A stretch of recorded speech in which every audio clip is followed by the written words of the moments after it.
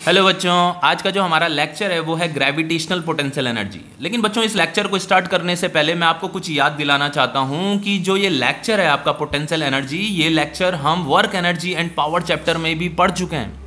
बच्चों वहाँ पे भी हमने पोटेंशियल एनर्जी से रिलेटेड टॉपिक पढ़े थे, लेकिन बच्चों वहाँ पे जो हम पोटेंशियल एनर्जी कैलकुलेट करते थे वो change in potential energy calculate करते थे। बच्चों क्या कैलकुलेट करते थे? Change in potential energy calculate करते थे। लेकिन यहाँ पे इस लेक्चर में जो हम पोटेंशियल एनर्जी कैलकुलेट करेंगे बच्चों, एग्जैक्ट पोटेंशियल एनर्जी कैलकुलेट करेंगे। ठीक है, एग्जैक्ट पोटेंशियल एनर्जी, किसी सिस्टम का एग्जैक्ट पोटेंशियल एनर्जी क्या होता है वो कैलकुलेट करना हम यहाँ पे सीखेंगे। अगर बच्चों मैं पोटेंशियल एनर्जी अगर मैं बोल रहा हूँ तो इसका मतलब मैं ग्रेविटेशनल पोटेंशियल एनर्जी की ही बात कर रहा हूँ। ठीक है, कंफ्यूजन नहीं होना चाहिए। अब देखो बच्चों, सबसे पहले जो हम work energy and power chapter में जो पढ़ रहे थे, थोड़ा मैं वो टॉपिक भी थोड़ा डिस्कस कर देता हूं, देन आपको इसकी इंपॉर्टेंस समझ में आएगी। अदरवाइज बच्चों इस टॉपिक को मैं डायरेक्ट भी स्टार्ट कर सकता था, लेकिन आपको कंफ्यूजन हमेशा बना रहता है। इस लेक्चर में बच्चों को कंफ्यूजन रहता ही रहता है। अगर कोई अच्छा सा न्यूमेरिकल दे दिया जाए ना बच्चों को, तो वो बच्चे उस क्वेश्चन को हिला ही नहीं पाते, सॉल्व ही नहीं कर पाते। क्यों नहीं कर पाते? क्योंकि इन दोनों में डिफरेंस उन्हें पता ही नहीं होता। यही डिफरेंस यहाँ पे मैं समझाना चाह रहा हूँ। इनमें दोनों में डिफरेंस अगर समझ में आ गया तो यही लेक्चर आपके लिए बहुत ईजी हो जाएगा, जो कि बच्चों को हमेशा परेशान करता हुआ आ रहा है। ठीक है, अब देखो बच्चों, सबसे पहले देखो work energy and power chapter में मैंने आपको क्या बताया था कि बच्चों जैसे मान लो ये प्लैनेट है या हमारी अर्थ है, कोई भी बॉडी हो सकती है। ठीक है, एक ये बॉडी है। अब देखो यहाँ पे मैंने एक बॉडी रखी हुई है, इस सरफेस के ऊपर एक बॉडी रखी हुई है। हमने क्या किया, इसे h2 पर ले गए। तो जब हम इसे h2 पर ले जाते थे तो इसका जो पोटेंशियल एनर्जी होता था बच्चों, वो चेंज होने लग जाता था। ठीक है, हमारा जो वर्क डन होता था, हम अपना वर्क डन कैलकुलेट करते थे और वही वर्क डन जो है इस बॉडी में जाकर के स्टोर होता रहता था। तो हम कहते थे इसमें पोटेंशियल एनर्जी स्टोर हो रहा है। लेकिन बच्चों हमने क्या किया, इसे ए पॉइंट से बी पॉइंट तक ले गए, मतलब h2 पर ले गए। तो ए पॉइंट से बी पॉइंट तक ले जाने में जो इसका पोटेंशियल एनर्जी चेंज होता है उसका फॉर्मूला क्या होता था बच्चों? mgh होता था। इस फॉर्मूले से आप change in potential energy calculate कर देते थे कि ए पॉइंट से बी पॉइंट तक ले जाने में इसका कितना पोटेंशियल एनर्जी चेंज हुआ। समझ रहे हो इसे? लेकिन बच्चों ये जो फॉर्मूला होता था ये वैलिड सिर्फ और सिर्फ तब होता था कि ये जो हाइट है बच्चों, ये रेडियस ऑफ अर्थ, ये वाला जो रेडियस ऑफ अर्थ है बच्चों, इसके सामने नेग्लिजिबल होना चाहिए। देन आप इस फॉर्मूले को यूज कर सकते हो। एक्चुअल में बच्चों यहाँ पे work energy and power chapter में ये जो जी होता है, एक्सेलरेशन ड्यू टू ग्रेविटी, इसे हम कांस्टेंट मान करके चलते थे। एक्चुअल में ये जी की वैल्यू भी वेरी करती रहती है, आपको पता है, ये चेंज होती रहती है। जैसे जैसे हम h2 पर जाते हैं तो ये वैल्यू डिक्रीज करती रहती है। ठीक है, अब देखो बच्चों, लेकिन हम यहाँ पे इसे कांस्टेंट मान करके इसलिए चलते थे क्योंकि अगर ये h height is much much smaller than radius of earth, ठीक है, अगर ये बहुत ज़्यादा छोटा है रेडियस ऑफ अर्थ से, रेडियस ऑफ अर्थ कितना होता है? 6400 किलोमीटर होता है। ठीक है, ऑलमोस्ट इतना ही होता है। तो बच्चों अगर ये हाइट मान लो 100 मीटर है, 200 मीटर है, तो देन हम चेंज इन पोटेंशियल एनर्जी इस फॉर्मूले से कैलकुलेट कर सकते हैं। ठीक है, कर सकते हैं, कोई दिक्कत नहीं है। जी को हम कांस्टेंट मान करके चल सकते हैं। लेकिन बच्चों सबसे मेन चीज़ ये है कि हम यहाँ पे change in potential energy calculate कर रहे थे। हमने क्या किया बच्चों, हम एग्जैक्ट पोटेंशियल एनर्जी कैलकुलेट नहीं कर रहे थे। एग्जैक्ट ग्रेविटेशनल पोटेंशियल एनर्जी तो हम यहां इस लेक्चर में सीखेंगे कि कैसे कैलकुलेट किया जाता है एग्जैक्ट पोटेंशियल एनर्जी। अब देखो बच्चों, सबसे पहले मैं आपको एक चीज बताता हूं। देखो सपोज करके ये हमारी अर्थ है, यहां पे मैंने सरफेस में एक बॉडी रखी है। फिर मैंने क्या किया, इस बॉडी को जो है h2 पर ले गया। तो स्टार्टिंग में ये जो सिस्टम है बच्चों, हमेशा याद रखना, जो पोटेंशियल एनर्जी होती है वो सिंगल बॉडी की नहीं होती है। पोटेंशियल एनर्जी जो डिफाइन किया गया है बच्चों, दो बॉडी के लिए डिफाइन किया गया है। दो बॉडी होनी चाहिए, एक बॉडी नहीं होनी चाहिए। सिंगल बॉडी का कोई पोटेंशियल एनर्जी नहीं होता बच्चों, दो बॉडी का पोटेंशियल एनर्जी होता है। जो पोटेंशियल एनर्जी जो कैलकुलेट किया जाता है, जो डिफाइन होता है, वो दो बॉडी के लिए होता है। दो मासेस होने चाहिए हमारे पास। ठीक है, अब देखो जैसे एक मास ये है, एक मास यहाँ पे हमने सरफेस पे रखा हुआ है। तो बच्चों अगर मैं आपसे एक क्वेश्चन पूछता हूँ कि बच्चों इस सिस्टम का, दो बॉडी से मिलकर के हम इसे एक सिस्टम कंसीडर कर रहे हैं, हम इसे एक सिस्टम मान रहे हैं। जहां पे भी एक से ज्यादा बॉडी होती है बच्चों, तो एक से ज्यादा बॉडी होगी तो हम उसे सिस्टम बोलेंगे। ठीक है, सिस्टम से कंफ्यूज मत होना। जैसे यहाँ पे ये दो बॉडी है, एक बॉडी हमारी ये अर्थ है और एक बॉडी ये सरफेस पे रखी हुई है, तो हम इसे एक सिस्टम कंसीडर करेंगे कि ये एक सिस्टम है। तो बच्चों अगर जब किसी बॉडी को हम सरफेस पे रखते हैं, मैं आपसे पूछूं कि बच्चों यहाँ पे सरफेस में जो हमने बॉडी रखी है, इस सिस्टम का पोटेंशियल एनर्जी बताइए। तो बच्चों एक चीज मैं आपको नॉलेज के लिए बता देता हूं कि यहाँ पे का जो पोटेंशियल एनर्जी होगा वो जीरो नहीं होगा, उसकी वैल्यू होगी। कितना होगा अभी बताऊंगा। ठीक है, अभी बताऊंगा। अब देखो बच्चों, हमने क्या किया, स्टार्टिंग में इसकी कॉन्फ़िगरेशन ये थी, इस सिस्टम की कॉन्फ़िगरेशन ये थी, हमने इस कॉन्फ़िगरेशन को चेंज कर दिया। हमने क्या किया, ये बॉडी यहाँ पे ग्राउंड में थी, अब इसे हम एच हाइट ले गए, तो अब इस सिस्टम का कॉन्फ़िगरेशन क्या हो गया, चेंज हो गया। पहले कॉन्फ़िगरेशन ये था, अब कॉन्फ़िगरेशन ये हो गया। तो जब हम किसी सिस्टम का कॉन्फ़िगरेशन चेंज कर देते हैं तो ऐसा करने से उसका पोटेंशियल एनर्जी क्या हो जाता है बच्चों, चेंज हो जाता है। इसका मतलब यह है बच्चों, जब ये ए पॉइंट में ये बॉडी थी, जब ये बी पॉइंट में बॉडी थी ना, तो यहाँ पे भी इस सिस्टम के पास पोटेंशियल एनर्जी थी, यहाँ पे भी पोटेंशियल एनर्जी थी। तो यहाँ पे का एग्जैक्ट पोटेंशियल एनर्जी कितना था वो हम यहाँ सीखेंगे कि कितना था, और यहाँ पे का एग्जैक्ट पोटेंशियल एनर्जी कितना होगा इसी टॉपिक में सीखेंगे।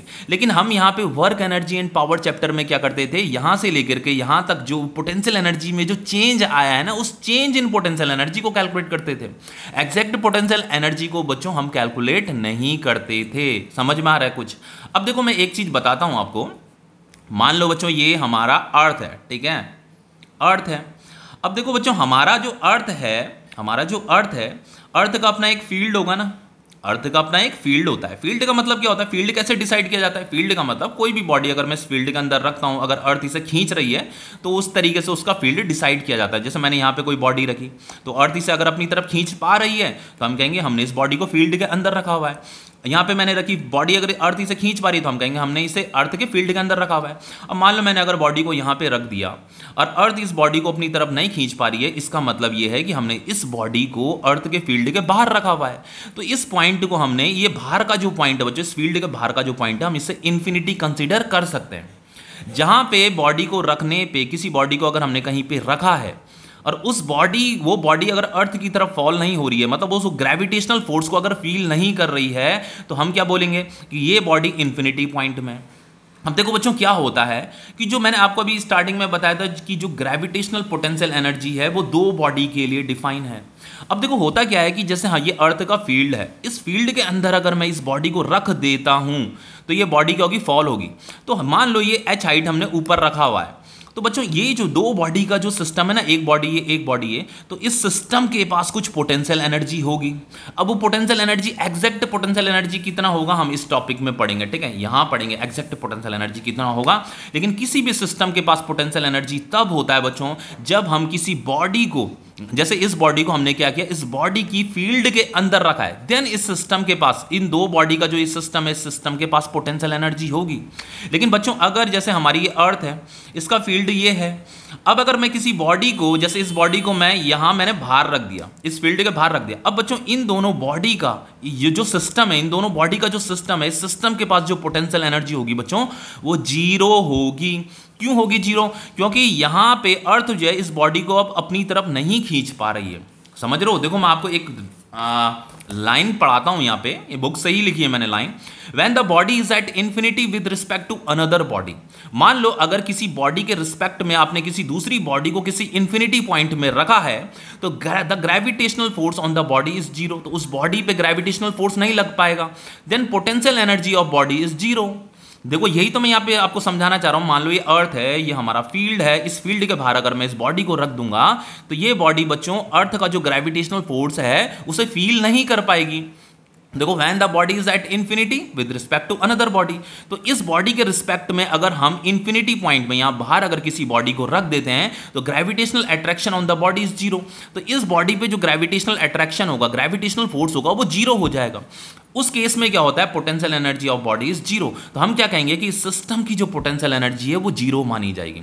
तो हमेशा याद रखना, पोटेंशियल एनर्जी जो होगी, किसी भी सिस्टम के पास जो पोटेंशियल एनर्जी होती है बच्चों, वो सिर्फ और सिर्फ तब होती है जब हम किसी, एक बॉडी तो ये है, इसका फील्ड है, इस फील्ड के अंदर जब हम किसी कोई दूसरी बॉडी एंटर कर जाती है तो उस सिस्टम के पास पोटेंशियल एनर्जी होती है। समझ में आ रहा है इतना? अब देखो बच्चों एक और चीज बताता हूं आपको। देखो बच्चों यहाँ पे देखो, यहाँ पे तो पोटेंशियल एनर्जी कितना होगा, जीरो होगा, क्योंकि ये बॉडी जो है ना इधर फॉल नहीं हो रही है, क्योंकि पोटेंशियल एनर्जी ही काइनेटिक एनर्जी में कन्वर्ट होती है। यहाँ पे जब बॉडी होगी तो ये फॉल करेगी क्योंकि इसके पास पोटेंशियल एनर्जी है, तो वो पोटेंशियल एनर्जी किस में कन्वर्ट हो रहा है, काइनेटिक एनर्जी में कन्वर्ट हो रहा है। लेकिन यहाँ पे का पोटेंशियल, जब भी बच्चों कोई बॉडी अगर इन्फिनिटी पॉइंट में होगी तो उसे zero level of potential energy बोलते हैं, ठीक है, कि वो जीरो लेवल में है, मतलब उसका पोटेंशियल एनर्जी जीरो है। लेकिन एक इंटरेस्टिंग चीज बताता हूँ जो कि बच्चों को जनरली कंफ्यूजन रहता है, बच्चों को ये कंफ्यूजन रहता है कि ग्राउंड में अगर कोई बॉडी रखी हुई है बच्चों, तो इसका इस सिस्टम के पास जो पोटेंशियल एनर्जी होगी कि नहीं होगी। कुछ बच्चे ऐसा समझ लेते हैं, ऐसा मान लेते हैं, जिन्हें मतलब कॉन्सेप्ट ज़्यादा अच्छे से क्लियर नहीं होता, वो यहाँ पे की पोटेंशियल एनर्जी जीरो मान लेते हैं। वो इसलिए जीरो मान लेते हैं, वो कहते हैं सर ये बॉडी तो मूव कर ही नहीं रही है, ये जैसे आपने यहाँ पे बताया कि यहाँ पे की बॉडी मूव नहीं कर रही है, तो इस सिस्टम का पोटेंशियल एनर्जी जीरो मानी है, तो यहाँ पे सरफेस में हमने बॉडी रखी है, तो ये बॉडी भी तो मूव नहीं कर रही है। लेकिन बच्चों आपका जो ये भ्रम है, जो आपका जो रॉन्ग कॉन्सेप्ट जो आप लेकर के बैठे हुए हो ना, उस कॉन्सेप्ट को दूर, उस रॉन्ग जो आइडिया है आपके दिमाग में बैठा उसे थोड़ा दूर करता हूं बच्चों। अगर मैं यहां पे एक टनल बना देता हूं, यहां पे अगर मैं एक टनल बना देता हूं, जैसे ये अर्थ है आपकी, ठीक है, ये आपको रेस्ट में दिखाई दे रहा है ना, लेकिन इस पे ग्रेविटेशनल फोर्स तो लगी रही होगी ना। अब मैं यहाँ पे मैंने एक टनल बना दी। अब बच्चों अगर मैं यहाँ पे अगर इस बॉडी को रख दूंगा तो ये बॉडी फॉल होने लग जाएगी ना। अब ये क्यों फॉल हो रही है? क्योंकि इसके पास ग्रेविटेशनल पोटेंशियल एनर्जी थी। तो ये ग्रेविटेशनल पोटेंशियल एनर्जी किस में कन्वर्ट हो रही है बच्चों? काइनेटिक एनर्जी में कन्वर्ट हो रही है। इसीलिए मैंने बोला कि किसी बॉडी को अगर हम ग्राउंड में रखेंगे, सरफेस में रखेंगे ना, तो उसके पास ग्रेविटेशनल पोटेंशियल एनर्जी होगी। क्योंकि बच्चों इस बॉडी को हमने फील्ड के अंदर रखा है, फील्ड के अंदर है ना, तो इसके पास पोटेंशियल एनर्जी होगी, ग्रेविटेशनल पोटेंशियल एनर्जी होगी। अब बच्चों चलो स्टार्ट करते हैं कि जो एग्जैक्ट ग्रेविटेशनल पोटेंशियल एनर्जी होती है उसे कैसे कैलकुलेट किया जाता है। ठीक है, देखो एग्जैक्ट ग्रेविटेशनल पोटेंशियल एनर्जी को कैसे कैलकुलेट किया जाएगा। देखो डेफिनेशन क्या है, the gravitational potential energy of a body at A point in A gravitational field. बच्चों जिस पॉइंट में आप मान लो, वैसे तो एक्चुअल में होता है क्या बच्चों, हम ग्रेविटेशनल पोटेंशियल एनर्जी, किसी बॉडी का हम ग्रेविटेशनल पोटेंशियल एनर्जी मान लो कैलकुलेट कर रहे हैं, तो वो बॉडी किसी पॉइंट पर रखी होगी और वो पॉइंट कहाँ पे होना चाहिए? Gravitational field of another body. जैसे मैंने आपको बताया था ये अर्थ है, इसका अपना एक फील्ड है, तो इस फील्ड के अंदर मान लो कोई पॉइंट है, तो उस पॉइंट पर आपको किसी बॉडी को रखना पड़ेगा, फिर इस सिस्टम का आप क्या करोगे? पोटेंशियल एनर्जी कैलकुलेट करोगे। ठीक है, तो gravitational potential energy of a body at A point in A gravitational field of another body is defined as amount of work done in bringing the body from infinity to that point without acceleration। आपको क्या करना पड़ेगा? इस definition का मतलब मैं बताता हूं बच्चों क्या है। देखो जैसे ये अर्थ है आपका, ध्यान से देखना बच्चों, फिर से बता रहा हूं दोबारा से, मान लो आपने यहाँ पे कोई बॉडी रखी हुई है, आप कह रहे हो आपने यहाँ पे कोई बॉडी रख दी, अब आपसे पूछा जा रहा है कि इस सिस्टम का पोटेंशियल एनर्जी बता दो। आपने ये बॉडी फील्ड के अंदर ही रखी है, तो इस सिस्टम के पास पोटेंशियल एनर्जी होगी, इन दोनों बॉडी के पास कुछ ना, मतलब इस सिस्टम के पास पोटेंशियल एनर्जी होगी। तो आपको क्या करना है बच्चों? देखो यहाँ बाहर क्या है आपका? इन्फिनिटी पॉइंट है, बाहर क्या है आपका? इन्फिनिटी पॉइंट है। तो यहाँ पे कह रहा है अगर आपको इस सिस्टम की पोटेंशियल एनर्जी अगर कैलकुलेट करनी है, तो आपको क्या करना है? Amount of work done in bringing the body from infinity to that point without acceleration. आपको क्या करना है बच्चों? इस बॉडी को यहां इन्फिनिटी में ले जाना है, यहां आप इन्फिनिटी में रख दो इस बॉडी को। ठीक है, इन्फिनिटी में कहीं पे भी रख सकते हो, यहां रख दो, यहां रख दो, कहीं भी रख दो बच्चों। इन्फिनिटी से लेकर के यहां तक, इस पॉइंट तक, यहां से लेकर के यहां तक आपको क्या करना है? इस बॉडी को लाना है, वर्क डन कर करके लाना है, मतलब आपको वर्क डन कैलकुलेट करना है। और आप इन्फिनिटी पॉइंट से इस पी पॉइंट का जब वर्क डन कैलकुलेट कर दोगे ना, इन्फिनिटी पॉइंट से पी पॉइंट का जो वर्क डन कैलकुलेट कर दोगे, वही क्या होगा? इस सिस्टम का पोटेंशियल एनर्जी होगा। देखो बच्चों बताता हूं, जैसे हमारी ये अर्थ है, आपने क्या किया? अर्थ के सेंटर से r डिस्टेंस दूर, ये अर्थ का सेंटर है, अर्थ के सेंटर से यहां इस पी पॉइंट का जो डिस्टेंस है वो r है। आपने यहाँ पे कोई बॉडी रखी हुई है, इसका मास क्या है? स्मॉल m है। ठीक है, इसका मास हमने क्या दिया? स्मॉल m है बच्चों। और हमारी अर्थ का मास क्या है बच्चों? कैपिटल M है। अब आपसे पूछा जा रहा है कि यहाँ का पोटेंशियल एनर्जी बता दो, तो आपको क्या करना है बच्चों? इस बॉडी को जो है ना यहाँ इन्फिनिटी पॉइंट में रखना है, यहाँ रख देना है इन्फिनिटी पॉइंट में। अब आपको इन्फिनिटी पॉइंट से इस पॉइंट तक का क्या करना है? वर्क डन कैलकुलेट करना है। इस बॉडी को विदाउट एक्सेलरेशन, मतलब हल्की हल्की नीचे नीचे नीचे नीचे नीचे नीचे आने देना, हल्के हल्के आने देना है बच्चों, इसे हल्के हल्के आने देना विदाउट एक्सेलरेशन। इसकी वेलोसिटी इंक्रीज नहीं होनी चाहिए, हल्के हल्के से नीचे आने देना। देन आपको उस वर्क डन को कैलकुलेट करना है, यहां से लेकर के यहां तक का वर्क डन कैलकुलेट करना है। वही वर्क डन क्या होगा? ग्रेविटेशनल पोटेंशियल एनर्जी होगा। समझ रहे हो क्या मैं समझाना चाह रहा हूं? देखो जो ग्रेविटेशनल पोटेंशियल एनर्जी को जो कैलकुलेट किया जाता है, ग्रेविटेशनल पोटेंशियल एनर्जी को जो कैलकुलेट किया जाता है, कैसे कैलकुलेट किया जाता है, इसका जो मैथड है बच्चों वो ये है। अभी बताता हूं ऐसा क्यों किया जा रहा है, ये भी मैं आपको बताता हूं। ठीक है, कंफ्यूजन यही हो रहा होगा सर इन्फिनिटी से क्यों वर्क डन करना पड़ रहा है, अभी बताता हूं। वर्क डन इन ब्रिंगिंग, ये लिखा ना, in bringing the body, in bringing the body from infinity बच्चों, फ्रॉम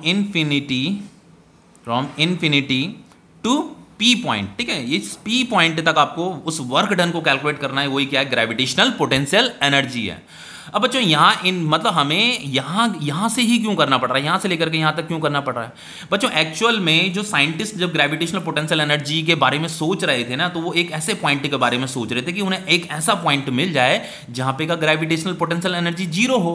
तो उन्हें पता है कि इस फील्ड के बाहर अगर बॉडी को रखा जाएगा तो इस इन्फिनिटी पॉइंट पे जो बॉडी होती है बच्चों, ये बॉडी जब यहाँ पे रखी रहेगी तो इस सिस्टम का जो पोटेंशियल एनर्जी क्या होगा, जीरो होगा। तो फिर जब ये यहाँ एंटर करेगी, यहाँ एंटर करेगी, यहाँ एंटर करेगी, तो इसका पोटेंशियल एनर्जी क्या होता रहेगा बच्चों, चेंज होता रहेगा, मतलब बदलता रहेगा। तो वो जो बदल रहा है वर्क डन की वजह से बदल रहा है। तो हमें क्या करना है, यहाँ इन्फिनिटी से यहाँ से लेकर के यहाँ तक का वर्क डन कैलकुलेट करना है। अब देखो बच्चों एक इंपॉर्टेंट चीज बताता हूँ, आप ऐसे भी कह सकते हो। देखो अब बच्चों ये जो ग्रेविटेशनल पोटेंशियल एनर्जी है, देखो इसे कैसे कैलकुलेट किया जाएगा ये बताता हूँ। ग्रेविटेशनल, ध्यान से देखना बच्चों, इसे gravitational potential energy is equal to क्या होगा, आप क्या करोगे, इस पहले इन्फिनिटी पॉइंट का वर्क डन कैलकुलेट करोगे। यहां मान लो ये इन्फिनिटी पॉइंट है, यहां आपने मान लो कहीं भी ये पूरा का पूरा ये आपका इन्फिनिटी पॉइंट है, यहां पे आपने कहीं पे बॉडी रखी हुई है, आपने यहां से इसे यहां लाए, ठीक है। तो सबसे पहले आप इन्फिनिटी पॉइंट का वर्क डन कैलकुलेट करोगे। फिर बॉडी मान लो यहां पे पहुंच गई, इस पॉइंट में पहुंच गई। अब यहां से लेकर के यहां तक का वर्क, सॉरी, जैसे बॉडी मान लो यहां पहले यहां से लेकर के यहां तक लाए, आप इस इन्फिनिटी पॉइंट में वर्क डन किया। फिर आपने क्या किया, इस बॉडी को यहां से लेकर के यहां तक लाए, ठीक है। तो यहां इन्फिनिटी से पी पॉइंट का आपने वर्क डन कैलकुलेट करना है। तो आपने क्या किया, plus work done from infinity to P point, infinity से लेकर के पी पॉइंट तक, इन्फिनिटी से पी पॉइंट तक आपको ये वर्क डन कैलकुलेट करना है। यही क्या होगा, ग्रेविटेशनल पोटेंशियल एनर्जी होगा।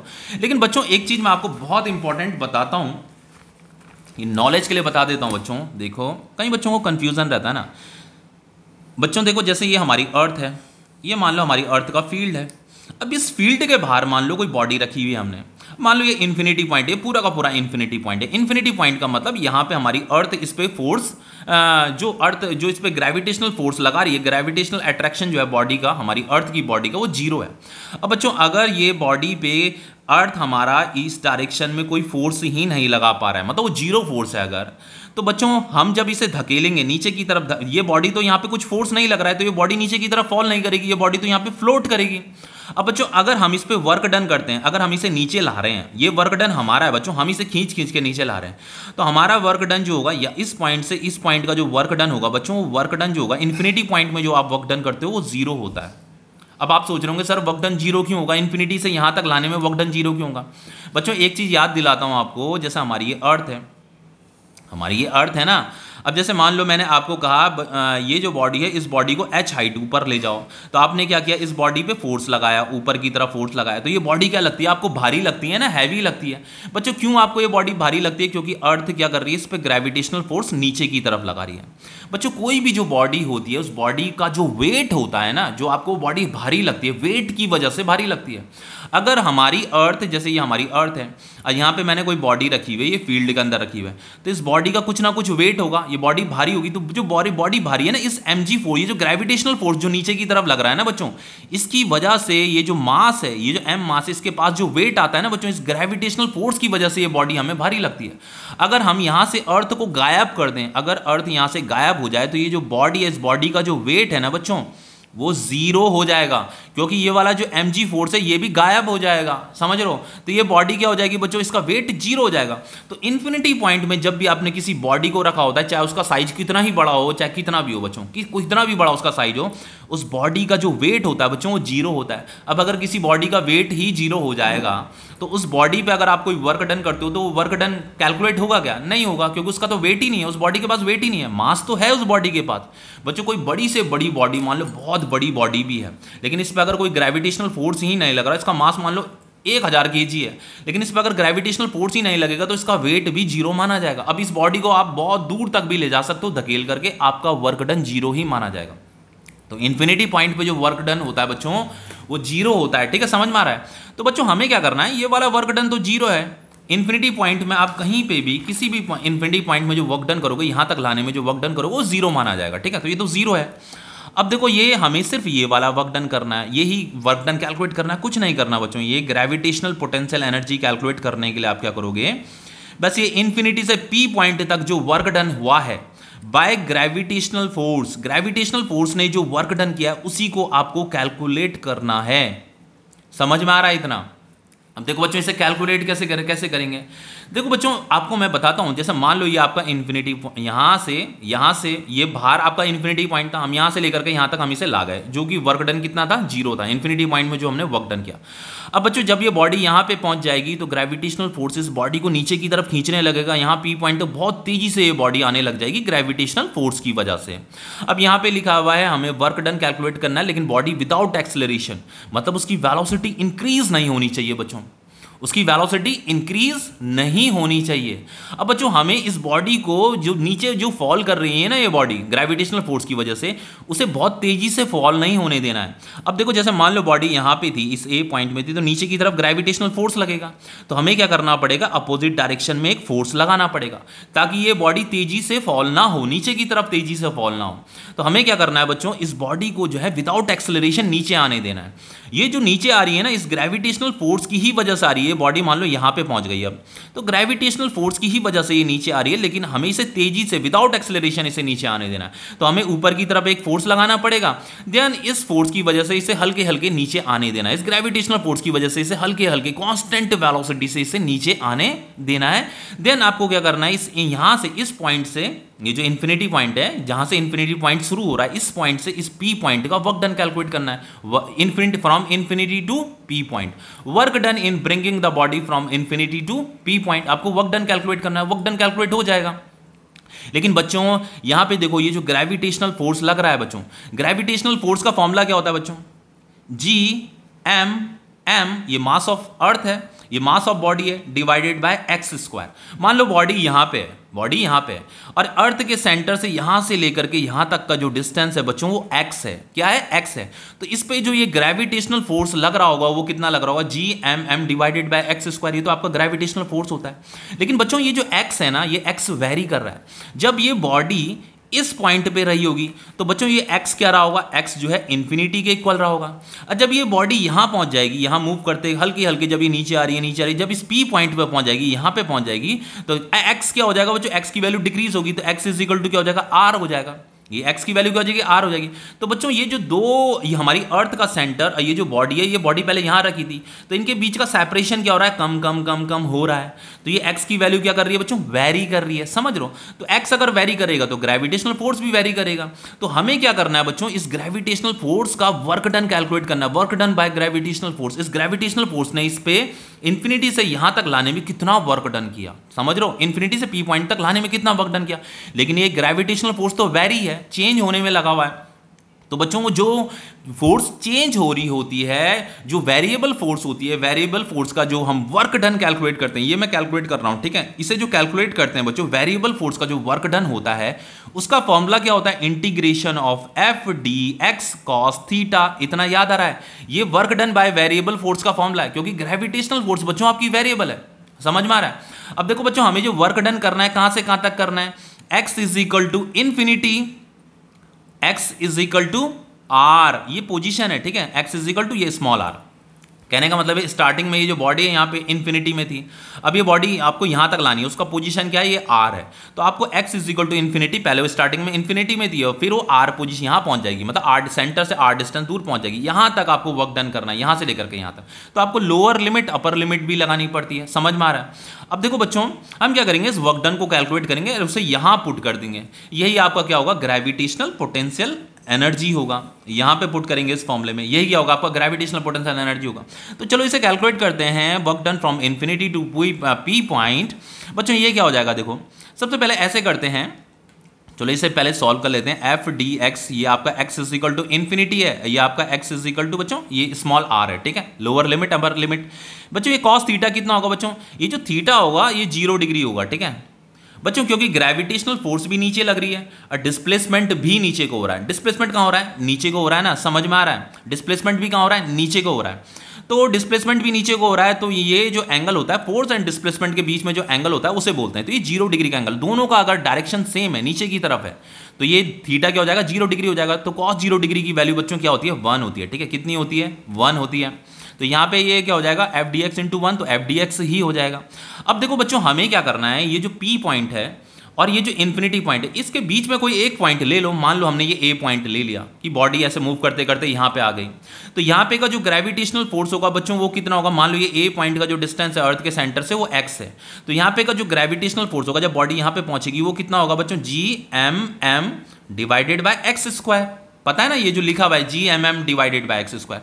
तो देखो मैं क्या कर रहा हूं यहाँ पे, ये आपका x is equal to infinity है, ये x is equal to r है, तो ये ग्रेविटेशनल फोर्स का जो फॉर्मूला है यहाँ पे लिख रहा हूं GMM divided by x square, और ये आ गया आपका dx। इतना समझ में आ रहा है। अब चलो इसे आगे सॉल्व करते हैं यहाँ पे बच्चों। ये क्या हो जाएगा, देखो ये g कांस्टेंट होता है, universal gravitational constant, mass of अर्थ भी कांस्टेंट है, मास ऑफ बॉडी भी कांस्टेंट है। बच्चों यहाँ पे जो मास ऑफ अर्थ है ना, इसकी जगह में कोई भी बॉडी हो सकती है, कोई भी प्लैनेट हो सकता है, कोई भी स्टार हो सकता है, कोई भी बॉडी हो सकती है, छोटी बॉडी भी हो सकती है, ठीक है, बस 2 बॉडी होनी चाहिए। तो बच्चों ये क्या होगा, ये इंटीग्रेशन से बाहर आ जाएगा, g भी बाहर आ जाएगा, m भी बाहर आ जाएगा, ये m भी बाहर आ जाएगा, ठीक है। ये तो कांस्टेंट है, ये तो चेंज नहीं हो रहा है, ये एक्स स्क्वायर चेंज हो रहा था, तो ये इंटीग्रेशन के अंदर ही रहेगा dx, मतलब x चेंज हो रहा है ना, ये x क्या हो रहा है बच्चों, चेंज हो रहा है। बॉडी जैसे जैसे यहाँ पास आएगी, इस p पॉइंट के पास आएगा, तो x की वैल्यू क्या हो रही है, चेंज हो रही है, इसीलिए हमने इस x को अंदर रखा हुआ है। यहाँ पे हो जाएगा आपका x is equal to infinity, यहाँ पे हो जाएगा आपका x इज इक्वल टू ये r हो गया। अब बच्चों क्या करेंगे हम इसे, देखो इससे आगे हो जाएगा आपका GMM, ये हो जाएगा आपका इंटीग्रेशन ऑफ x की, ये ऊपर चल जाएगा x की पावर -2 हो जाएगा इंटू dx। अब बच्चों ये फॉर्मूला बताता हूँ आपको, इंटीग्रेशन तो सॉल्व करना ही आता होगा ना, इंटीग्रेशन x की पावर -2 है dx। इसे कैसे सॉल्व करते हैं, इसे ऐसे सॉल्व करते हैं, देखो ये x की पावर -2 + 1 डिवाइडेड बाय -2 + 1, समझ में आ रहा है। तो ये x की पावर -1 डिवाइडेड बाय -1, तो फाइनली हम इसे -1/x लिख सकते हैं ना। तो बच्चों ये इंटीग्रेशन ऑफ x की पावर -2 dx क्या होता है, -1/x होता है, तो इसकी जगह में हम -1/x लिखेंगे, ठीक है। तो यहाँ पे हो जाएगा आपका work done infinity to p point, ये हो जाएगा आपका GMM। यहाँ पे बच्चों ये लोअर लिमिट भी लगानी है, ये अपर लिमिट भी है आपकी, तो इसे हमने सॉल्व किया तो ये कितना आया आपका, ये आया आपका -1/x, ऐसे ब्रैकेट बनाना है, ये -1/x है, ठीक है।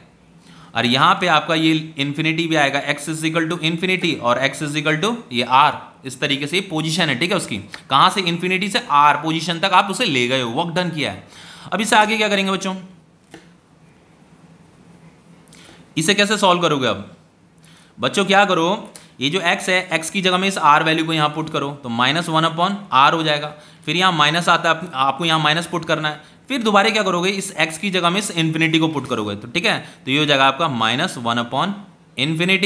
तो ये 1/∞ तो क्या होता है बच्चों, 0 होता है, इसकी वैल्यू क्या होती है, 0 होती है। तो work done infinity to p point is equal to क्या हो गया, GMM, ये माइनस साइन भी यहाँ पे आएगा, और डिवाइडेड बाय r, इसको इससे मल्टीप्लाई कर दो। यही क्या है बच्चों, वर्क डन है। हमें क्या कैलकुलेट करना था, ग्रेविटेशनल पोटेंशियल एनर्जी कैलकुलेट करने के लिए हमें इन्फिनिटी से p पॉइंट तक जो इस ग्रेविटेशनल फोर्स ने जो वर्क डन किया वो कैलकुलेट करना था, वो इतना आ गया। तो बच्चों यही क्या है हमारा, यही वर्क डन क्या है हमारा, ग्रेविटेशनल पोटेंशियल एनर्जी है। तो आपका जो ग्रेविटेशनल, जो एग्जैक्ट ग्रेविटेशनल पोटेंशियल एनर्जी है बच्चों, वो कैलकुलेट हो गया है। ग्रेविटेशनल पोटेंशियल एनर्जी जो है आपका -GMM डिवाइडेड बाय r है बच्चों, क्या है, r है, -GMM डिवाइडेड बाय r है, ये स्मॉल m है, ठीक है।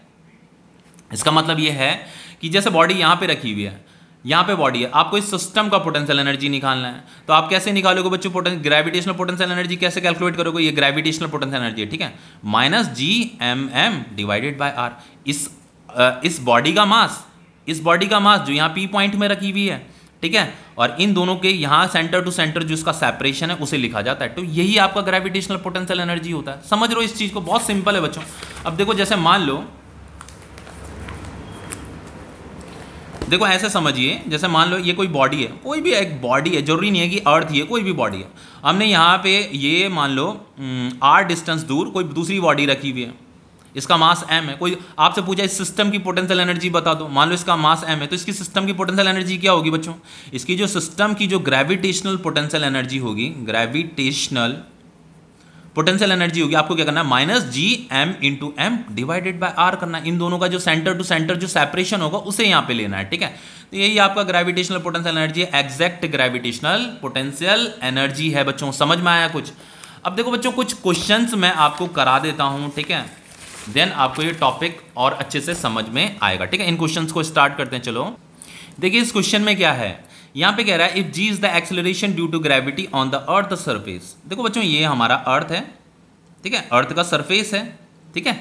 तो यहाँ पे का जो जी सरफेस पे जो एक्सेलरेशन ड्यू टू ग्रेविटी होता है उसे जी से डिनोट कर रखा है, ठीक है, इतना आपको पता होगा। कह रहा है find the gain in potential energy of a body of mass m।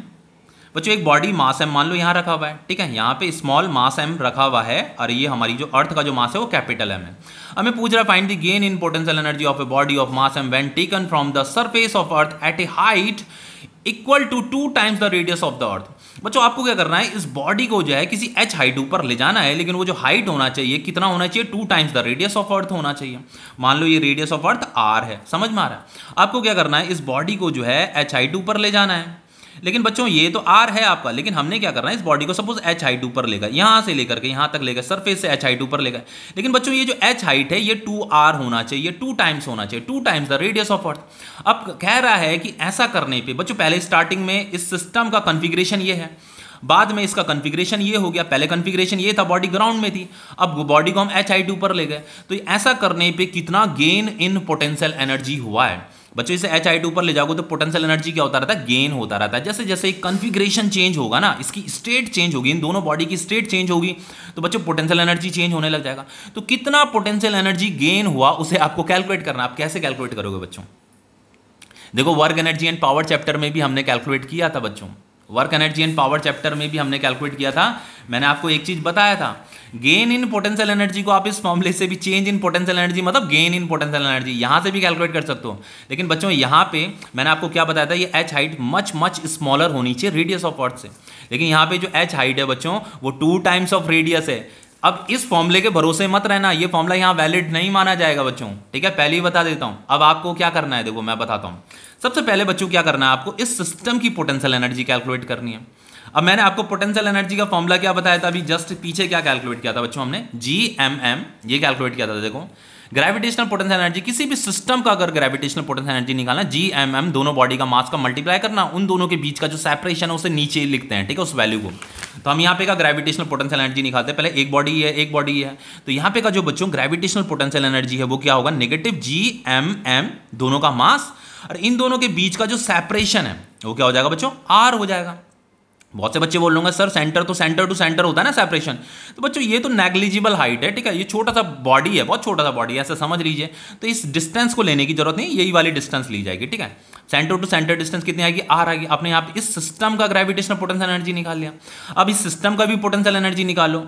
आपने क्या किया, इसे यहाँ h हाइट ऊपर ले गए, तो यहाँ h हाइट ऊपर ले जाने में आप इसे h हाइट ऊपर ले गए, तो ग्रेविटेशनल पोटेंशियल एनर्जी, इस सिस्टम का ग्रेविटेशनल पोटेंशियल एनर्जी कितना होगा बच्चों, हम इस बॉडी को अब h हाइट ऊपर ले गए, तो यहाँ पे का जो ग्रेविटेशनल पोटेंशियल एनर्जी होगा उसका फॉर्मूला क्या है, -GMM डिवाइडेड बाय बच्चों सेंटर से यहाँ से लेकर के यहाँ तक की डिस्टेंस, यहाँ से लेकर के यहाँ तक की डिस्टेंस ली जाती है, सेंटर टू सेंटर ली जाती है बच्चों। तो ये तो r है और ये 2r है, तो r प्लस 2r कितना हो जाएगा बच्चों, 3r हो जाएगा। तो ये इस सिस्टम की ग्रेविटेशनल पोटेंशियल एनर्जी है। हमें गेन इन पोटेंशियल एनर्जी निकालना, चलो इसे इनिशियल पोटेंशियल एनर्जी बोल लेते हैं इस सिस्टम की, ये फाइनल पोटेंशियल एनर्जी है इस सिस्टम की। बच्चों गेन इन पोटेंशियल एनर्जी कैसे निकालेंगे, हमें तो गेन इन पोटेंशियल एनर्जी निकालना है, कितना गेन हुआ है यहाँ पे। तो गेन इन पोटेंशियल एनर्जी जो निकलेगा बच्चों, इस सिस्टम ने जो पोटेंशियल एनर्जी गेन किया उसे कैसे निकालेंगे, फाइनल पोटेंशियल एनर्जी सिस्टम का minus initial potential energy system का। इतना समझ में आ रहा है। अब देखो बच्चों इसे सॉल्व करते हैं, तो यहाँ पे क्या हो जाएगा बच्चों, फाइनल पोटेंशियल एनर्जी तो आपका ये है -GMM डिवाइडेड बाय 3r, फिर ये माइनस साइन आएगा, फिर ये माइनस साइन एक और आएगा -GMM डिवाइडेड बाय r। इतना समझ में आ रहा है। तो ये फाइनली क्या हो जाएगा बच्चों, -GMM डिवाइडेड बाय 3r, ये प्लस हो जाएगा GMMr। समझ में आ रहा है इतना। अब बच्चों यहाँ 3r LCM हो जाएगा, होगा कि नहीं होगा, तो यहाँ पे -GMM आ जाएगा और यहाँ पे क्या आएगा +3GMM। इतना समझ में आ रहा है।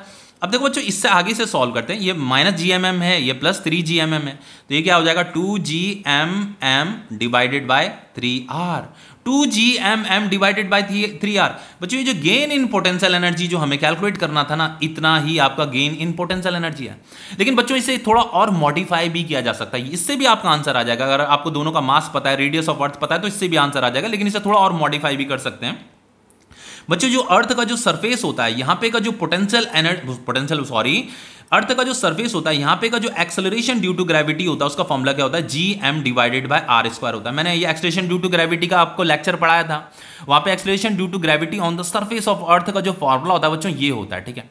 अब देखो बच्चों gm इज इक्वल टू क्या हो जाएगा, gr स्क्वायर हो जाएगा। gm की जगह मैं gr स्क्वायर लिख सकता हूँ, तो ये जो gm लिखा है ना इसकी जगह में मैं ये लिख रहा हूँ gr स्क्वायर, तो ये क्या हो जाएगा आपका 2gm की जगह में gr स्क्वायर लिख दूं, ये m और ये 3r हो गया, तो r से r कट जाएगा, तो ये फाइनली क्या हो जाएगा 2grm डिवाइडेड बाय 3। बच्चों ये भी आपका क्या होता है, गेन इन पोटेंशियल एनर्जी है, ये भी आपका गेन इन पोटेंशियल एनर्जी, ये भी आपका गेन इन पोटेंशियल एनर्जी है, ये भी आपका गेन इन पोटेंशियल एनर्जी है। बस यहाँ पे फॉर्मूला थोड़ा अलग था, यहाँ पे अलग था, दोनों से सेम वैल्यू आती है बच्चों, ठीक है। इस तरीके से गेन इन पोटेंशियल एनर्जी निकाला जाता है। बच्चों यहाँ पे हमने जो चेंज इन पोटेंशियल एनर्जी है ना वो exact change in potential energy निकाला है, इसीलिए बच्चों ये इस चैप्टर की इंपॉर्टेंस है। आप वर्क एनर्जी एंड पावर में जो पोटेंशियल एनर्जी कैलकुलेट कर रहे थे बच्चों, वो भी फॉर्मूला तो गलत नहीं है, लेकिन वहां पे हम जी को कांस्टेंट मान करके चलते थे, ठीक है। यहाँ पे जी वेरिएबल है, हम उसके अकॉर्डिंग ग्रेविटेशनल पोटेंशियल एनर्जी को कैलकुलेट कर रहे हैं, ठीक है। अब देखो बच्चों यहाँ पे क्या है, देखो नेक्स्ट क्वेश्चन है, यहाँ पे कह रहा है find the gravitational potential energy of the earth moon system is the distance between them is इतना। ये जो यहाँ से लेकर के यहाँ तक का जो डिस्टेंस है बच्चों, ये डिस्टेंस हमें गिवन है, ठीक है। तो ये डिस्टेंस सपोज करके कितना दे रखा है, r दे रखा है, तो ये डिस्टेंस कितना दे रखा है 3.8 इंटू 10⁸ मीटर दे रखा है। मास ऑफ अर्थ भी हमें दे रखा है, ये मास ऑफ अर्थ है, और मास ऑफ मून भी हमें दे रखा है, जी की वैल्यू भी हमें दे रखी है। हमें कह रहा है gravitational potential energy of the earth moon system, ये अर्थ है ये मून है, तो बच्चों मून पे क्या लगता है, अर्थ का ग्रेविटेशनल फोर्स लगता है, जिसकी वजह से यहाँ ये सर्कुलर मोशन करती रहती है, मतलब इस ऑर्बिट में मूव करती रहती है, ग्रेविटेशनल फोर्स की ही वजह से तो ये ऑर्बिट में मूव कर रही है। तो बच्चों फोर्स तो लग रहा है इस पे, इसका मतलब ये है कि हमें सिस्टम का ग्रेविटेशनल पोटेंशियल एनर्जी निकालना है। तो ग्रेविटेशनल पोटेंशियल एनर्जी कैसे निकालेंगे बच्चों, अभी फॉर्मूला बताया तो है, यहाँ से लेकर के यहाँ तक का जो सेपरेशन है वो r है, तो आपको ग्रेविटेशनल पोटेंशियल एनर्जी का जो फॉर्मूला होता है बच्चों एक चीज मैं आपको बताना भूल गया, कैसे भूल गया मैं इतनी इंपॉर्टेंट चीज। बच्चों जो ग्रेविटेशनल पोटेंशियल एनर्जी होता है इसका जो सिंबल होता है ना बच्चों वो u होता है, ठीक है। u से इसे रिप्रेजेंट किया जाता है, ठीक है, -gmm डिवाइडेड बाय r, ठीक है, u से इसे रिप्रेजेंट किया जाता है। अब देखो बच्चों यहाँ पे हमें सिस्टम का ग्रेविटेशनल पोटेंशियल एनर्जी निकालना है, तो u is equal to, u मतलब gravitational potential energy minus g mass of earth mass of moon, दोनों का मास आएगा, डिवाइडेड बाय इन दोनों के बीच का जो सेपरेशन है r। जस्ट यहाँ वैल्यू पुट करो बच्चों, g की वैल्यू कितनी दे रखी है 6.67 इंटू 10⁻11। मास ऑफ अर्थ कितना दे रखा है, ये दे रखा है 6 इंटू 10⁻24। मास ऑफ मून कितना दे रखा है, ये दे रखा है बच्चों 7.4 इंटू 10⁻22 डिवाइडेड बाय ये r कितना दे रखा है, ये दे रखा है आपका 3.8 इंटू 10⁸। इतना समझ में आ रहा है। तो ये ग्रेविटेशनल पोटेंशियल एनर्जी जो हो जाएगा बच्चों, ऐसे करते हैं, पहले इन वैल्यूज को यहाँ पे लिख लेते हैं, यहाँ पे 6 आ जाएगा, यहाँ पे 7.4 आ जाएगा, ये 10⁻11 है, ये 10⁻24 है, ये 10⁻22 है।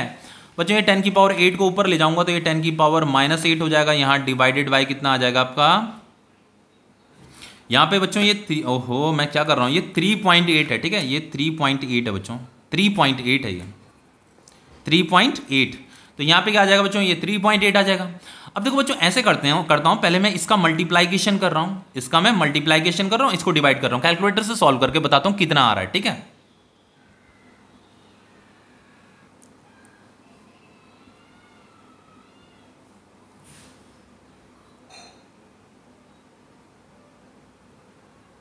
बच्चों इसकी जो वैल्यू आ रही है ग्रेविटेशनल पोटेंशियल एनर्जी, इन तीनों का मल्टीप्लाइकेशन और फिर इसे मैंने डिवाइड भी कर दिया कैलकुलेटर से, तो ये जो वैल्यू आ रही है 77.93 आ रही है। अब बच्चों इसे सॉल्व कर लेते हैं, ये सॉल्व होकर के कितना आएगा 11 8 19 हो जाएगा, 19 फिर ये 5 फिर ये 22 कितना हो जाएगा 27, तो ये 10⁻27 आ रहा है। बच्चों ये क्या आ गया आपका ग्रेविटेशनल पोटेंशियल एनर्जी आ गया, इतना जूल आ गया। आप चाहो तो इसे साइंटिफिक नोटेशन में भी लिख सकते हो, कैसे लिखोगे आप, अगर इस डेसिमल को यहाँ शिफ्ट कर देते हो 7.793, अगर लेफ्ट हैंड साइड में शिफ्ट कर देते हो तो बच्चों ये क्या हो जाएगा आपका 10⁻28 जूल हो जाएगा। मतलब ये वैल्यू भी सही है, ये वैल्यू भी सही है, बस इसे मैंने साइंटिफिक नोटेशन में लिख दिया है, ठीक है, समझ में आ रहा है इतना।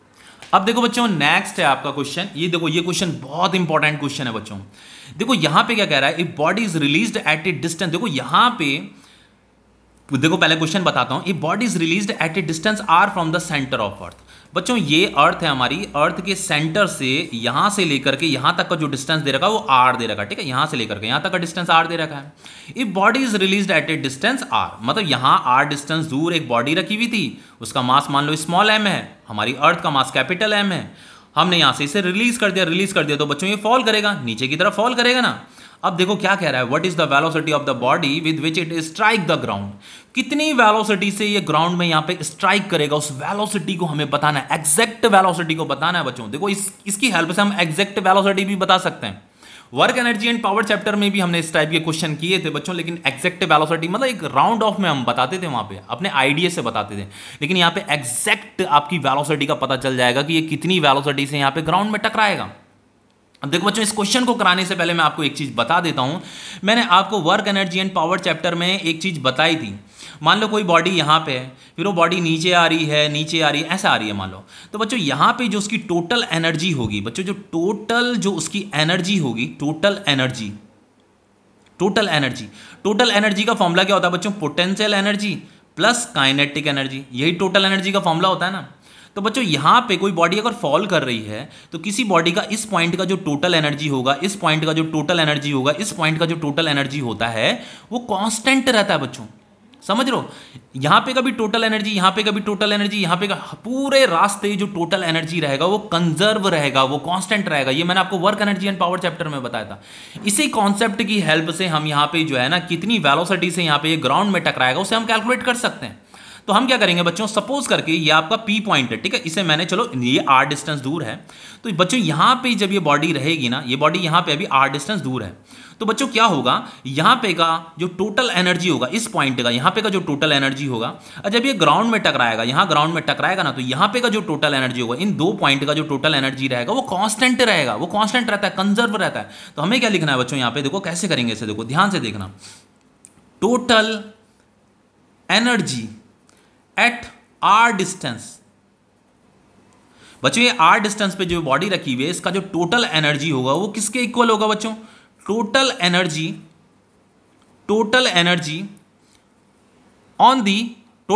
Of body on the surface of earth, या body on the surface of earth. बच्चों ये जब ये सरफेस ऑफ अर्थ में पहुंचेगा ना ये बॉडी, तो इसके पास जो टोटल एनर्जी रहेगा, और जब ये बॉडी यहां पे था, जो इसका टोटल एनर्जी रहेगा आर डिस्टेंस, ये दोनों के दोनों इक्वल रहते हैं, ये हमेशा कंजर्व रहेंगे, ठीक है। जब बॉडी यहां पे पहुंचेगी उसका भी टोटल एनर्जी सेम वही रहेगा, जब यहां पे पहुंचेगी उसका भी टोटल एनर्जी सेम रहेगा। अब देखो बच्चों, टोटल एनर्जी का फॉर्मूला मैंने आपको क्या बताया, kinetic energy plus potential energy. Total energy को मैकेनिकल एनर्जी भी बोला जाता है। तो बच्चों आर डिस्टेंस दूर जब रहा होगा तो इसका टोटल एनर्जी हम कैसे निकालेंगे, kinetic energy plus potential energy. यहां पे का इस पॉइंट का काइनेटिक एनर्जी निकालो, अब पोटेंशियल एनर्जी निकालो, इज इक्वल टू, जब वो सरफेस में पहुंचेगा तो इस पॉइंट का, जब यहां पे पहुंचेगा तो यहां पे का kinetic energy plus potential energy. इतना समझ में आ रहा है। अब देखो बच्चों, जब ये यहां पे आर डिस्टेंस दूर था तो यहां पे अभी ये रेस्ट में था, तो इसकी वेलोसिटी यहां पे कितनी थी, अभी जीरो थी, अभी ये फॉल नहीं कर रहा, अभी यहां पे रेस्ट में। तो अगर कोई बॉडी अगर रेस्ट में होगी तो उसकी काइनेटिक एनर्जी कितनी होगी बच्चों, काइनेटिक एनर्जी का फॉर्मूला क्या होता है, हाफ एम वी स्क्वायर होता है। तो वेलोसिटी अगर जीरो होगी तो काइनेटिक एनर्जी भी जीरो होगी। तो बच्चों जब वो आर डिस्टेंस दूर है तो उसकी काइनेटिक एनर्जी कितनी है, जीरो है, लेकिन इसके पास पोटेंशियल एनर्जी तो होगी ना, इस सिस्टम के पास पोटेंशियल एनर्जी तो होगी। तो पोटेंशियल एनर्जी का फॉर्मूला क्या हो जाएगा, GMM, इसका मास, और यहां से लेकर के यहां तक का सेपरेशन R। बच्चों अब काइनेटिक एनर्जी फाइंड करना, मान लो यहां नीचे फॉल कर रहा है, इस पॉइंट पे पहुंच गया, तो यहां पे उसकी वेलोसिटी सपोज v थी, तो इसकी वेलोसिटी अगर v वेलोसिटी से टकराया है तो इसकी काइनेटिक एनर्जी कितनी होगी, हाफ एम वी स्क्वायर। समझ में आ रहा है। अब पोटेंशियल एनर्जी कितनी होगी बच्चों, पोटेंशियल एनर्जी होगी माइनस GMM, इस अर्थ का मास, अब बॉडी यहां पहुंच गई, इसका मास, और यहां से लेकर के यहां तक का सेपरेशन वो कितना है, R, तो यहां पे डिवाइडेड बाय R आएगा। इतना समझ में आ रहा है। अब देखो बच्चों क्या करते हैं, ऐसा करते हैं, इसे मैं क्या कर रहा हूं, ये वाली जो वैल्यू है इसे मैं लेफ्ट हैंड साइड में ला रहा हूं, तो ये पॉजिटिव हो जाएगी, GMM डिवाइडेड बाय R, ये तो लेफ्ट हैंड साइड में ही रहेगी, तो ये GMM ये R हो गया is equal to half mv का स्क्वायर। हमें ये वेलोसिटी कैलकुलेट करना है ना, हमें क्या करना है, हमें यहाँ पे पूछा है ना, with which velocity the body strike on the ground, ठीक है, what is the velocity of the body when it strike the ground, ठीक है। तो देखो इस वेलोसिटी को कैसे कैलकुलेट करेंगे, तो सबसे पहले ऐसे करते हैं बच्चों, यहाँ पे GMM कॉमन ले लो, तो ये हो जाएगा आपका 1/r माइनस 1/r। समझ में आ रहा है। तो ये हाफ mv स्क्वायर हो गया, तो ये m से m तो कट जाएगा बच्चों, सॉरी मैंने g को काट दिया, m कटेगा, ठीक है। तो v square is equal to क्या होगा बच्चों, 2 इधर आ जाएगा, तो ये हो जाएगा आपका 2gm। बच्चों ये m कटा है, ठीक है, m से m कटा है, तो gm, तो ये 2 इधर चला गया, तो ये 2gm हो गया। और ये हो जाएगा आपका 2gm बच्चों, ये हो जाएगा आपका 1/r माइनस 1/r। समझ में आ रहा है? तो बच्चों फाइनली अगर मैं इस स्क्वायर को हटाऊंगा तो ये अंडर रूट के अंदर आ जाएगा ना, तो v इज इक्वल टू क्या होगा आपका √2gm 1/r माइनस 1/r। समझ में आ रहा है इतना? अब देखो बच्चों, ये तो आपका फॉर्म वेलोसिटी निकल गया, इस फॉर्मूले से भी आप वेलोसिटी निकाल सकते हो, लेकिन इसे आप अभी और मॉडिफाई भी कर सकते हो। देखो बच्चों, जो सरफेस में जो एक्सेलरेट बॉडी, अगर कोई भी यहाँ पे का जो सरफेस का जो एक्सेलरेशन ड्यू टू ग्रेविटी होता है, उसका फॉर्मूला क्या होता है gm/r²। ठीक है, ये एक्सेलरेशन ड्यू टू ग्रेविटी का फॉर्मूला होता है। तो gm इज इक्वल टू क्या हो जाएगा, gr² हो जाएगा। तो मैं यहाँ पे gm की जगह में gr² लिख रहा हूँ, gm की जगह में मैं gr² लिख रहा हूँ, क्योंकि g का फॉर्मूला क्या होता है, gm/r² होता है।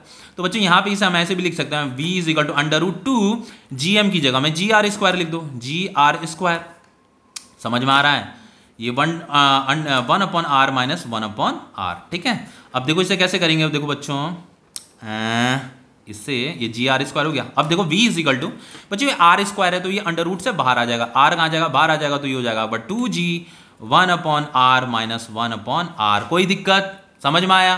तो ये आपका निकल गया है। तो आप इसे ऐसे, बहुत सी बुकों में ऐसे भी लिखा होगा, इसे देखो इस तरीके से भी लिखा होगा ऐसे, ये आपका 2g है, ये आपका 1/r माइनस 1/r है, और यहाँ 1/2, ऐसे भी इसे लिखा जा सकता है। जैसे मान लो बच्चों √5 है, तो √5 को आप ऐसे भी तो लिख सकते हो, 5 1/2 ऐसे भी तो लिख सकते हो। तो बस मैंने ये रूट हटा करके यहाँ 1/2 लिख दिया। इस तरीके से भी इसे कैलकुलेट किया जाता है। अब देखो बच्चों, एक बहुत इंपॉर्टेंट क्वेश्चन बताता हूँ आपको, यहाँ पे पूछा है, देखो ध्यान से देखना इसे बच्चों, बहुत इंपॉर्टेंट क्वेश्चन है। यहाँ पे कह रहा है find the work done to bring 3 particle each of mass 100 kg from large distance to vertices of an equilateral triangle of side. बच्चों एक इक्विलेटरल ट्रायंगल है, ठीक है, ऐसे मान लो ये इक्विलेटरल ट्रायंगल है। ठीक है, इस क्वेश्चन को देखना, बहुत इंपॉर्टेंट क्वेश्चन है, ये आपका कॉम्पिटिटिव क्वेश्चन है, आईआईटी में बहुत बार पूछा गया है ये क्वेश्चन। ठीक है, नीट में भी पूछा गया है। बच्चों ये आपका एक इक्विलेटरल ट्रायंगल है, आपको क्या करना है, आपको वर्क डन कैलकुलेट करना है टू ब्रिंग 3 पार्टिकल, 3 पार्टिकल है, तीनों का मास क्या है बच्चों 100 kg है, तीनों का mass m is equal to m, तीनों पार्टिकल का मास 100 kg है। ठीक है, आपको क्या करना है, उन पार्टिकल को जो है किसी लार्ज डिस्टेंस से ये जो इक्विलेटरल ट्रायंगल की जो वर्टिसेस है ना, यहाँ प्लेस करना है। मतलब पहले हमें यहाँ प्लेस करना है एक बॉडी को, एक पार्टिकल को किसी इन्फिनिटी पॉइंट, मतलब लार्ज डिस्टेंस से लाना है, यहाँ रखना है। फिर किसी लार्ज डिस्टेंस से दूसरी बॉडी को भी लाना है, यहाँ रखना है। फिर लार्ज डिस्टेंस से दूसरी बॉडी को भी लाना है, फिर यहाँ रखना है। इस तरीके से हमें इस वर्क डन को कैलकुलेट करना है। अब देखो बच्चों, आप इसे कैसे करोगे, बहुत सिंपल है, बहुत ही ज़्यादा सिंपल है बच्चों, कुछ भी नहीं है। देखो मैंने आपको क्या बताया था कि जो ग्रेविटेशनल पोटेंशियल एनर्जी होती है बच्चों, ग्रेविटेशनल जो पोटेंशियल एनर्जी होती है उसे हमने कैसे कैलकुलेट किया था, work done from infinity to किसी पर्टिकुलर पॉइंट तक। समझ रहे हो ना, किसी भी इन्फिनिटी से किसी पर्टिकुलर पॉइंट तक लाने में जो आप वर्क डन करोगे ना, कोई जो वर्क डन करोगे वही आपका ग्रेविटेशनल पोटेंशियल एनर्जी होता है। तो वो कह रहा है यहाँ पे हमने इन 3 पार्टिकल को यहाँ लाना है, एक पार्टिकल को यहाँ पे लाओगे, फिर यहाँ पे रखना है, फिर यहाँ पे रखना है, उसका वर्क डन कैलकुलेट करना है। तो बच्चों आपको क्या करना है, जैसे मैंने एक पार्टिकल को यहाँ पे लाया, फिर एक पार्टिकल को यहाँ पे लाया, फिर एक पार्टिकल को यहाँ पे लाया, मैं इन्फिनिटी से ला रहा हूँ। तो बच्चों वर्क डन जो आप कैलकुलेट करते हो वही क्या होता है, आपका ग्रेविटेशनल पोटेंशियल एनर्जी होता है। तो आपको अगर वर्क डन कैलकुलेट करना है तो आपको क्या करना है, ग्रेविटेशनल पोटेंशियल एनर्जी कैलकुलेट कर दो। आप क्या करो, इस सिस्टम की ग्रेविटेशनल पोटेंशियल एनर्जी करो, दो ग्रेविटेशनल पोटेंशियल एनर्जी जो डिफाइन है 2 बॉडी के लिए डिफाइन है बच्चों, यहाँ पे तो 3 बॉडी हो रही है।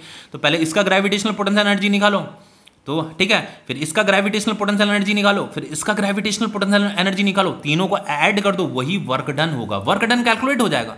क्योंकि बच्चों वर्क डन इन्फिनिटी टू किसी पर्टिकुलर पॉइंट तक अगर आप वर्क डन कर रहे हो वो ग्रेविटेशनल पोटेंशियल एनर्जी के ही इक्वल होता है। तो वर्क डन देखो कैसे कैलकुलेट करोगे, जो टोटल वर्क डन होगा बच्चों, आप जो वर्क डन कर रहे हो किसी बॉडी को, इन पार्टिकल्स को किसी इन्फिनिटी बहुत दूर से यहाँ ला रहे हो, फिर बहुत दूर से यहाँ ला रहे हो, फिर बहुत दूर से यहाँ ला रहे हो, तो उस टोटल वर्क डन को हमें कैलकुलेट करना है। उसे कैलकुलेट करने के लिए आप क्या करोगे, सबसे पहले इस, ये मान लो ये ए पॉइंट है, ये बी पॉइंट है, ये सी पॉइंट है, तो सबसे पहले इसका पोटेंशियल एनर्जी निकालो।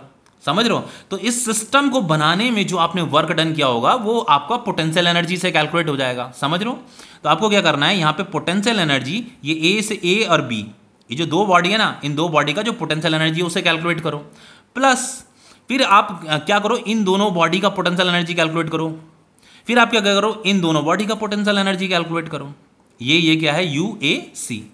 तो इस तरीके से आपका टोटल वर्क डन निकल जाएगा। कितना सिंपल है, ठीक है। अब देखो बच्चों पोटेंशियल एनर्जी, पहले मैं इन दोनों का पोटेंशियल एनर्जी निकाल रहा हूं, तो उसका फॉर्मूला क्या हो जाएगा, जी स्मॉल एम दोनों का मास लेंगे ना, इनका पोटेंशियल एनर्जी निकाल रहा हूं मैं इस सिस्टम का, तो दोनों का मास और यहां से लेकर के यहां तक का डिस्टेंस, तो यहां से लेकर के यहां तक का डिस्टेंस कितना दे रखा है बच्चों, देखो यहां डिस्टेंस दे रखा है 10 मीटर, यहां का भी 10 मीटर है, ये भी 10 मीटर है, ये भी आपका 10 मीटर है, ठीक है। इनका जो सेपरेशन है वो 10 मीटर है सेंटर टू सेंटर, तो यहां पे क्या आ जाएगा बच्चों, ये 10 आ जाएगा, ग्रेविटेशनल पोटेंशियल एनर्जी है। फिर बच्चों यहाँ पे क्या आएगा, ये प्लस फिर माइनस जी एम एम, इन दोनों का भी पोटेंशियल एनर्जी निकालो, ये बी सी का potential energy, B body C body, इसका potential energy minus G M M, दोनों का मास क्या सेम है, डिवाइडेड बाय क्या हो जाएगा बच्चों 10, जो सेपरेशन है इनका, फिर plus minus G M M, ये भी सेम बॉडी है सेम मास है, तो ये भी अगेन क्या हो जाएगा G M M divided by 10। समझ में आ रहा है इतना। अब बच्चों देखो तीनों का पोटेंशियल एनर्जी सेम आ गया, तो फाइनली आप इसे ऐसे भी लिख सकते हो, कैसे लिख सकते हो आप इसे, 3 times of minus G M M divided by 10, ऐसे भी तो लिख सकते हो बच्चों। कोई दिक्कत आ रही है ऐसे लिखने में, कोई दिक्कत नहीं आ रही। अब इसे कैलकुलेट करो, देखो 3 इंटू यहाँ पे बच्चों ये एम स्क्वायर है, तो एम इंटू एम कितना हो जाएगा, देखो मास कितना दे रखा, 100 दे रखा ना, तो ये 100 इंटू, चलो जी की वैल्यू पहले लिख देता हूँ, जी की वैल्यू जो होती है 6.67 बच्चों इंटू 10 की पावर माइनस 11 होती है, तो 100 इंटू 100 कितना हो जाएगा, 10 की पावर 4 हो जाएगा, डिवाइडेड बाय 10 हो जाएगा। समझ में आ रहा। तो ये 10 से अगर मैं इसे काटता हूं तो बच्चों ये हो जाएगा आपका 3 इंटू 6.67, ये 10 की पावर माइनस 11, यहाँ पे ये कटेगा तो ये 10 की पावर 3 आ जाएगा, ठीक है, 10 की पावर 3। तो ये फाइनली कितना हो जाएगा बच्चों, इसको अगर आप मल्टीप्लाई करते हो तो मल्टीप्लाई करके कितना आएगा, ये 3 7 21, 2 कैरी आ जाएगा, 3 6 18, फिर 2 कैरी से 18 19 20, ठीक है। तो ये कितना आ रहा है 20, इतना आ रहा है, यहाँ पे 20.01 आ रहा है। इसे सॉल्व करो बच्चों, ये कितना आ जाएगा 10 की पावर माइनस 8 जूल आ जाएगा। आ गया आपका वर्क डन, इतना ही वर्क डन आपको कर, मतलब इतना वर्क डन आएगा, ठीक है।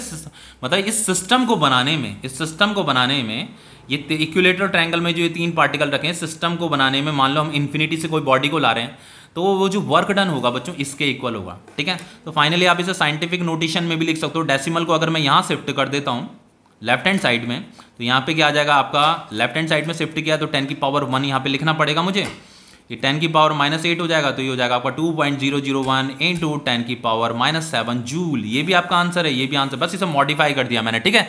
तो ये टॉपिक आपका कंप्लीट हो गया है।